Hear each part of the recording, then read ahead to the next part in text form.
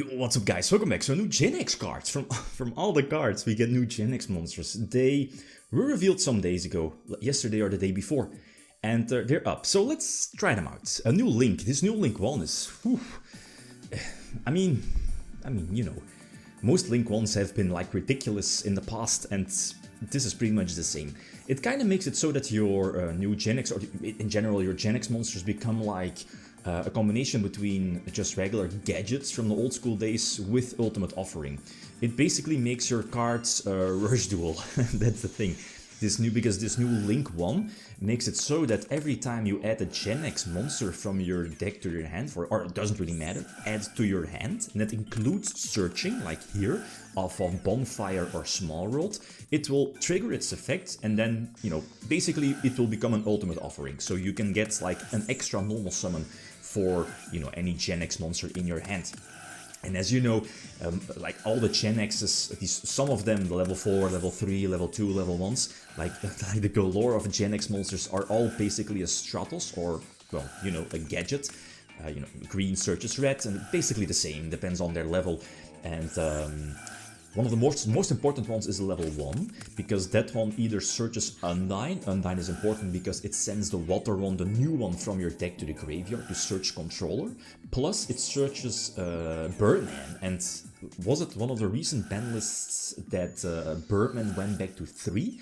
And this is one of the reasons, or probably the only reason.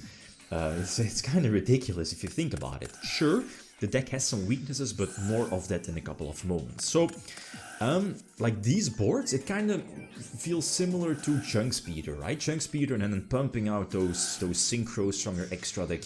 At the same time, this Link 1 is kind of broken. It's broken, but it has some weaknesses. So go for Omega, you get rid of my opponent, at least one card from their hand. You could leave Omega on field to potentially send back one of your banished monsters, you know, back to the graveyard. But that's up to you. The thing is that, and that's why there are a couple of like level 10s in your extra deck, is that you want to, let's say if you go for an extra deck summon, you want to make, or go for like a level 10 for example, free up as many zones as possible to keep normal summoning your stuff, gain those searches, etc. The thing is that, and one of the first extra decks I guess I had was without any Genex monster. No, I'm lying, with the level 10, the new one. But I quickly realized that there might be some lines or ways that kind of force you to main deck or extra deck Genex monsters, because that new water monster can only use its graveyard effect, get itself back, plus another Genex from grave, if you control a Genex synchro, if I'm not mistaken. So that's why the Genex level 8 is there, the one that does not need a Genex controller, so it's the generic level 8. It's just in case, I guess, you know, just in case if you want to, or pump out, or want to keep extending, right?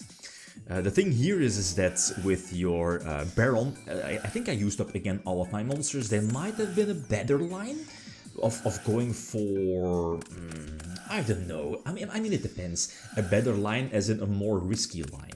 But I mean, on the other hand, if you can make these plays, I think you can expect that there is no nip, right? Ancient Fairy Dragon is important because Ancient Fairy Dragon could open up, of course, an extra level 8 synchro play, a potential pop field spell from your opponent. I mean, mid-breaker field could be there, but again, it's useless if you control a card, right? Plus, it extends to Bestial Dispada. That's one of the plays it's there. It could be there together with Genex Controller.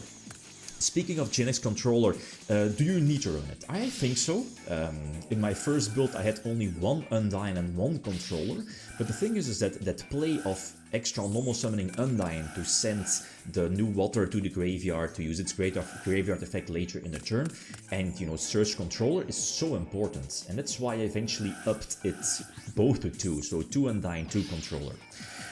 And like the interaction between both 10s is great as well, simply because as soon the level 10 Genex one negates monster effects, but you need to banish the same type, or the same attribute as a monster that activated its effect from your opponent, right? And again, this combines well with Cheng Ying, banish, you know how it goes. So what are the choke points? The choke points of the deck is, there's a lot. Nip is a crucial one, because the thing is that this Link one can only be special summoned once per turn. So imagine that with Thrust, let's say if your opponent nips you, you can potentially, or you would have been able to go for Thrust, maybe search Monster Reborn, and then, you know, potentially go for another Link summon, the Link one, but that's sadly not the case. Because again, you can only special summon the Link once per turn. And that's a huge bummer, so Nip is a crucial one. You saw that, whatchamacallit, the Ritual Monster is there as well for protection, looking at Veiler, looking at Imperm. You could run Eagle Booster. Problem with Eagle Booster is that, sorry, the problem with Eagle Booster is that as soon as your opponent knows that, you know, like potential Eagle Booster might be there, they'll just wait that you use your Genex Link, get like any effect monster in your main monster zone, and, you know, just like pretty much any other Sky Striker card, you cannot use them if you control a monster in your main monster zone. So, you know, your opponent can easily play around that. Sure, in the beginning, Eagle Booster could definitely be played. So Thrust for an extra search, and like, look at this field, this is kind of disgusting. Again, depending on the lines. I think I was running, yeah, double Herald at some point for, I mean, and same for Soravis. I think it's now at 2 in the deck, because it's so important to prevent your opponent from using Imperm on your Link. Again, so crucial, because Imperm on your Link stops you in your tracks. Same counts for Troll. Troll is also an instant win against this deck, so this deck is, again, one of those few decks that it's basically a cross-out deck as well. So that's not that great news for this, you know, archetype or, you know, engine. Oh, the thing is that this Synchro Monster also has the capability to, like, Harpies, Feather Duster, spells and traps from your opponent by sending back, what is it, Genex monsters with different attributes, etc. back to it. So it's like a Pot of Evers effect. It refuels your engine as well, so that's always nice. I knew I should have kept Ash Blossom. What is it? They're running 45 cards, and they always open with Brandon Fusion. That's a goner. Yeah, this is one of the weaknesses. If the normal summon is negated, it's very hard to come back. Here is where Monster Reborn could have helped out. Yeah, definitely. This is why the one of Evenly Matched is there to, you know, search out the... I mean, Thrust is there to search out Evenly Matched and potentially make your plays during main phase 2. But if your normal summon gets stopped, or the monster gets destroyed, you lost, because again, there is no way, I think, reliable way to get another Genex name on field to potentially use it for a Link summon and, you know, go from there. So it is what it is. The Droll was important. I was eventually, there was a time I was running more Drolls because it's so powerful, such a powerful hand trap, but there's just no space, and I want to, you know, keep the deck at 40 cards sharp. Alright, speaking of, I mentioned Small World and Bonfire in the past. They are super crucial. Let's say, like the bells, like Ghost Bell, for example, that, you know, hits your Link. It's important, could stop you in your tracks. The thing is that your Link triggers as soon as you add any Genex back to your hand, and that counts for, you know, Bonfire, Small World as well. Small World could bridge into Soravis also, or potential other negations, or negators, or hand traps. And, what is it called? The Dueloran. Dueloran also could trigger, you know, your Genex when they are bounced back from your field back to the hand. So that's, again, another crucial play. So get Genex on field, go for the level 10. This makes it so I control a level 10, or at least a Genex tuner, or, you know, Synchro, I mean. Again, I can keep extending, and I should be going probably for Heralds, and you know, I should probably just go for a game, no? I mean, this is more than enough. Yeah, Herald is there. Go for Birdman, potentially go for any level 7 Synchro plate. Whatchamacallit, the Ignister is there as well, Ignister Pegasus.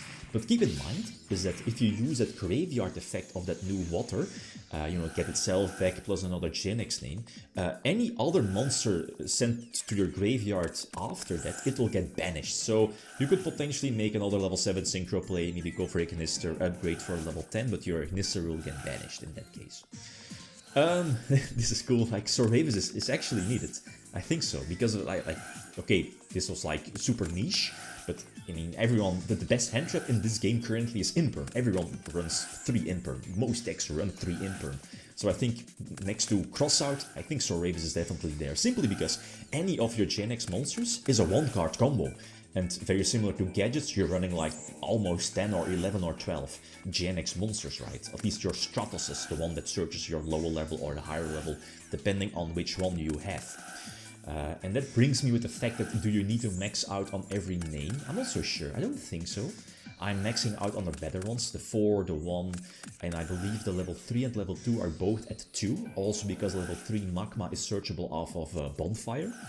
But very similar to gadgets, you will get that beneficial normal summon if you're able to search out another name. So you might get, I was about to say you might get stuck, but the level 10 synchro is there, you know, sending back those names, so I'm not so sure. You don't, as it was with gadgets, you don't want to open with multiple names and be stuck, basically.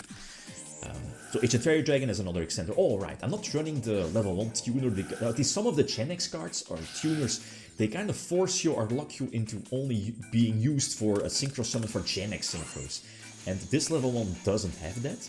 And I'm also not running the level 2, the new one. I was running it at some point because there might be some lines that new level 2 could synchro summon during your opponent's turn for locomotion to gain control. That's okay-ish. And if you go for a Genex synchro, you could make it like a level 3 instead of a level 2. So there might be some lines where it's okay. But I'm not so sure about it, and again I want to keep the deck at 40 cards sharp, so suggestions are definitely welcome. It's a cool deck, but kind of feels very similar to the Red Dragon Archfiend stuff, right? Like, it can pump out big fields, but it's so weak to specific disruption. So it is what it is. Okay, guys, that's it. Thanks for watching. Feel free to leave a comment or like if you enjoyed the video. Leave them signing out. Peace.